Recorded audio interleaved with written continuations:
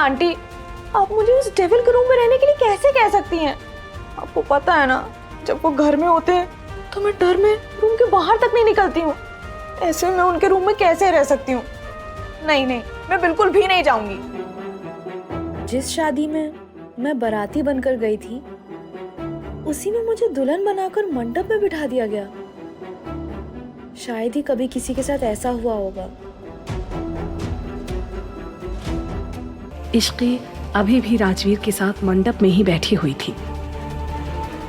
इश्की को देखकर ऐसा लग रहा था जैसे उसने अपने होश पूरी तरह खो दिए हैं। वहां मौजूद सभी लोग, यहाँ तक कि राजवीर के घर वालों को भी यकीन नहीं हो पा रहा था कि इश्की अब राजवीर की पत्नी और सिंघानिया खानदान की बहू सच में बन चुकी है। तभी पंडित जी ने कहा, शादी की रस्में पूरी हुई, आज से आप दोनों पति पत्नी हैं। तभी राजवीर ने कहा, चलो दादी का आशीर्वाद लेते हैं। राजवीर और किसी के पास नहीं गया। ये देख अर्नव और कोमल को बुरा लगा, पर जैसे उन्हें इसकी आदत हो चुकी है, दोनों दादी के पैर छूते हैं। खुश रहो दोनों, जीते रहो बेटा, जीते रहो। एक खामोशी के बाद अर्नव राजवीर के पास आकर उससे कहता है, बेटा राजवीर, तुमने इश्क से शादी तो जरूर कर ली है, लेकिन जिस वजह से की है उसके लिए तुम्हें थोड़ा और इंतजार करना होगा।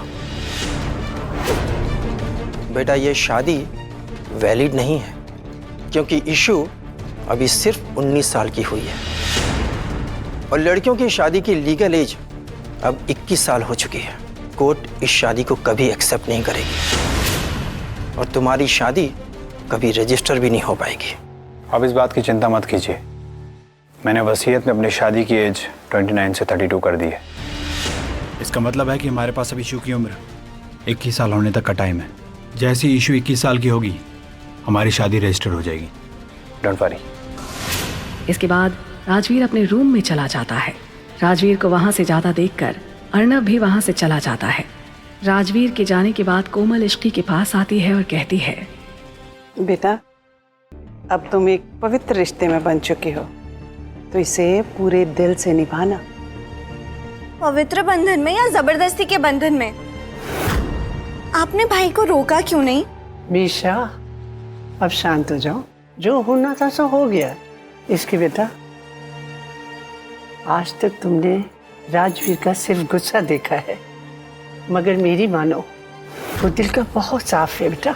इश्की अभी भी चुपचाप खड़ी है। वो कुछ सोच ही रही होती है कि अचानक मिशा उसके पास आती है और उसका हाथ पकड़कर उसको अपने रूम में ले जाती है। मैं उस दिन को कोसती हूँ जिस दिन मैं तुमसे मिली थी। अब इसमें मेरी क्या गलती है? मेरी क्या गलती है? तूने कुछ बोला क्यों नहीं?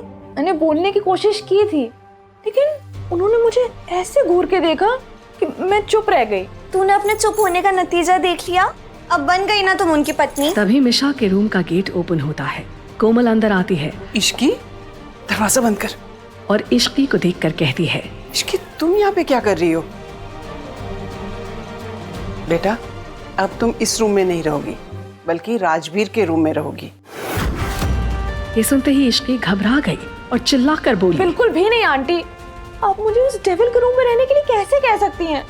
आपको पता है ना, जब वो घर में होते हैं तो मैं डर में रूम के बाहर तक नहीं निकलती हूँ। ऐसे में उनके रूम में कैसे रह सकती हूँ?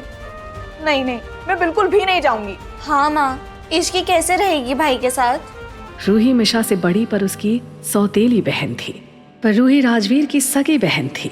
रूही ने आकर इश्की से कहा, इश्की, अगर तुम अब भाई के कमरे में नहीं गई ना, तो भाई यहाँ आ जाएंगे तुम्हें लेने। दीदी आप क्या कह रहे हो? प्लीज शुभ शुभ बोलो।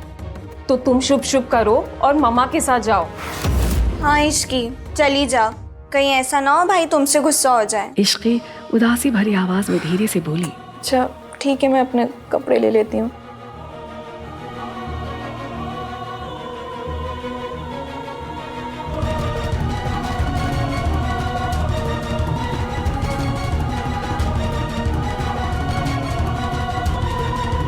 जाओ अंदर जाओ।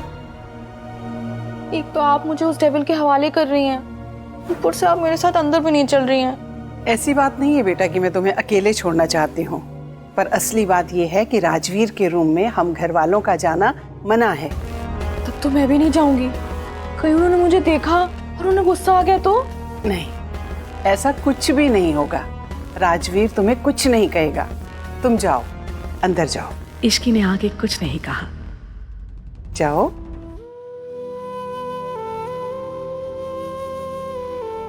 इस बार इश्की हिम्मत करके अंदर चली गई।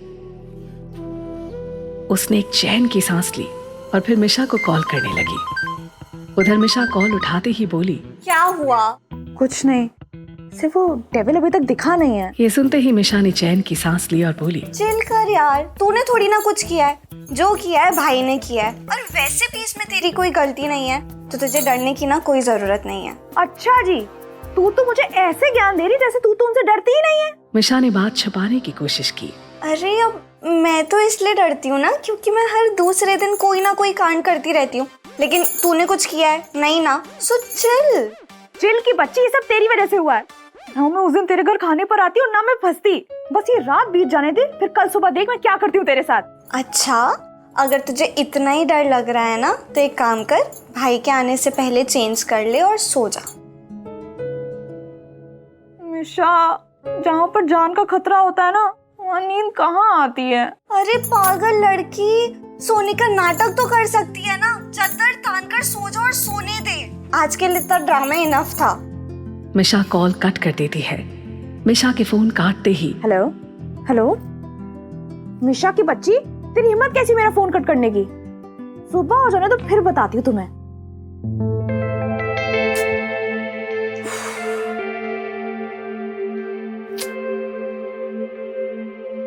और चेंज करने के लिए चली जाती है।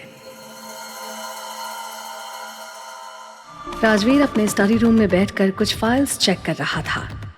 तभी उसके पास समर का कॉल आया। राजवीर ने फाइल्स चेक करते करते समर का कॉल पिक किया। समर बोला, सर, संजना अपने बॉयफ्रेंड के पास गई है। मुझे लगता है वो उस रात के लिए आपको ब्लैकमेल कर सकती है। राजवीर डेविल स्माइल के साथ बोला, करने दो, उसके बाद जो होगा संजना बर्दाश्त नहीं कर पाएगी। उसने राजवीर सिंघानिया को परखने में बहुत बड़ी गलती कर दी है। तो सर अब आगे क्या करना है? सबसे पहले तो केशव दीवान के बारे में जितने भी प्रूफ्स हैं सारे क्राइम डिपार्टमेंट को दे दो। मेक श्योर की सजा लंबी होनी चाहिए। ये सुनने के बाद समर ने फिर से पूछा, सर इस संजना का क्या करना है? करने तो जो करना है। तुम्हारे पास जो फोटोज हैं वो लीक कर देना। उसे भी तो पता चलना चाहिए उस रात थी किसके साथ। ठीक है सर। राजवीर ने फोन कट किया।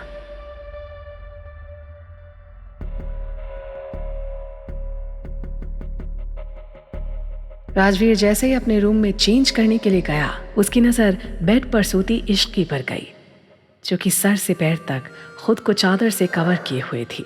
राजवीर उसको देखकर मुस्कुराता है और चेंज करने चला जाता है।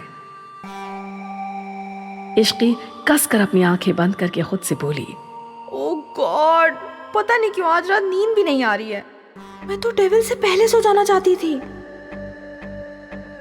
ये क्या हो रहा है? मुझे इनके रूम में आना ही नहीं चाहिए था। मिशा, कहाँ हो यार? प्लीज मुझे बचा लो। इश्की ये सब सोच ही रही थी कि तभी राजवीर चेंज करके आ गया।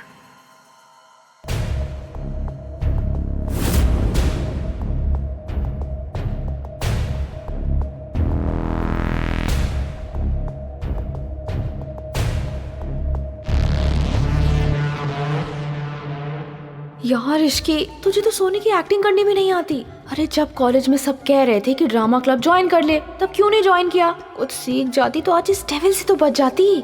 उसने इश्की के बगल में लेटकर उसी के कंबल को अपने ऊपर डाल लिया। उसके ऐसा करते ही इश्की के दिल की धड़कन तेज चलने लगी। राजवीर कुछ देर तक इश्की के चेहरे को देखता रहा और फिर उसके कान के पास जाकर बोला। ये सुनते ही इश्की के चेहरे के एक्सप्रेशंस बदल गए, पर उसने अभी भी अपनी आंखें बंद ही रखी।